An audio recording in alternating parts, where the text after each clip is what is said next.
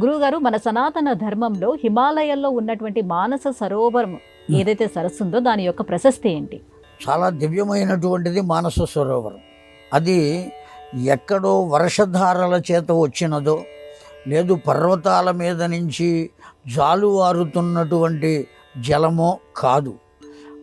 కేవలం సృష్టికర్త అయినటువంటి బ్రహ్మ యొక్క మానసికమైన ఆలోచన ద్వారా మనస్సు నుండి పుట్టినటువంటి సరోవరం కనుకనే మానస సరోవరం అని పేరు.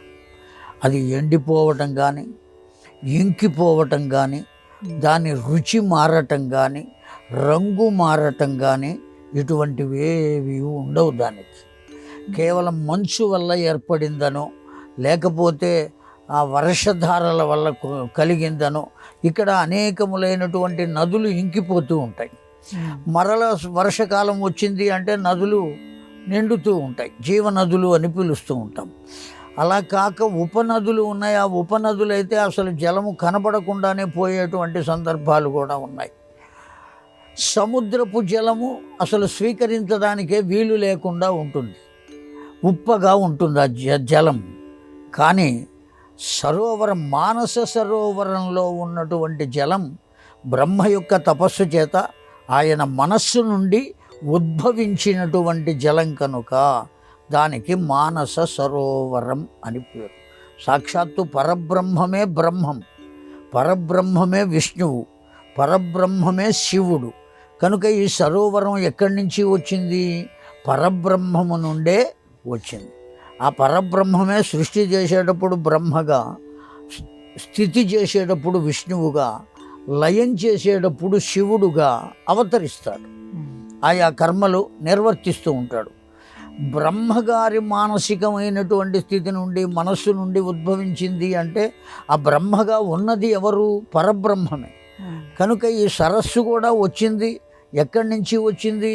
పరబ్రహ్మము నుండే వచ్చింది. కనుకనే మిగతా నదులన్నీ వచ్చినటువంటి త్రోవ వేరు, వాటి యొక్క జనన స్థితి వేరు, మానస సరోవరము యొక్క స్థితి వేరు. అంతేకాక ఈ నదులన్నీ ఉన్నవే కృష్ణ, గోదావరి, తుంగభద్ర, పెన్న, కావేరి ఇత్యాది నదులన్నీ కూడా మానవ జీవితంలో ఉండేటువంటి వాళ్ళు ఎవరైతే ఉన్నారో, భూలోకంలో నివసించేటువంటి వాళ్ళు ఎవరైతే ఉన్నారో వాళ్ళ పాపములను అన్నిటినీ హరిస్తుంది. కానీ మానస సరోవరం దేవతలు చేసినటువంటి పాపాలను కూడా హరించగలిగినటువంటి శక్తి కలిగింది. కేవలం మానవులు చేసినటువంటి పాపాలు మాత్రమే కాదు. ఈ కృష్ణ, పెన్న, తుంగభద్ర ఇవి కేవలం మానవుల వరకే పరిమితం. కానీ మానస సరోవరం దేవతలు చేసినటువంటి పాపములను కూడా పరిహారం చేయగలిగినటువంటి శక్తి కలిగినటువంటిది పరబ్రహ్మము నుంచి వచ్చింది కనుక అంత శక్తి కలిగి ఉన్నది. అందువల్లనే అంత ప్రత్యేకత ఉన్నది. ఇప్పటికీ కూడా మానస సరోవర దర్శనానికి వెళ్ళినటువంటి వాళ్ళు అక్కడ ఆ రాత్రి కనుక ఉండగలిగితే, ఉంటే ఆ దేవతలు నక్షత్రముల రూపంలో వచ్చి ఆ మానస సరోవరంలో దిగి స్నానం చేసి మరల వెళ్ళిపోతున్నట్టుగా చూచినటువంటి వాళ్ళు ఉన్నారు.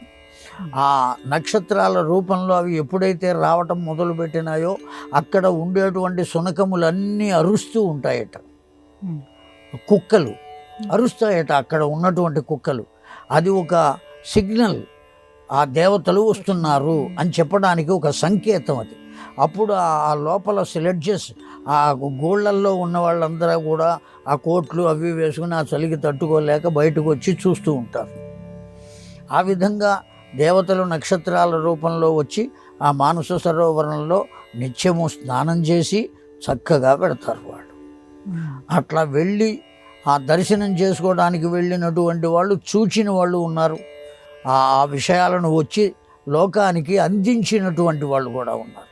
చిన్నజీయర్ స్వామి వారు అక్కడికి వెళ్ళి ఒక యజ్ఞం చేశారు.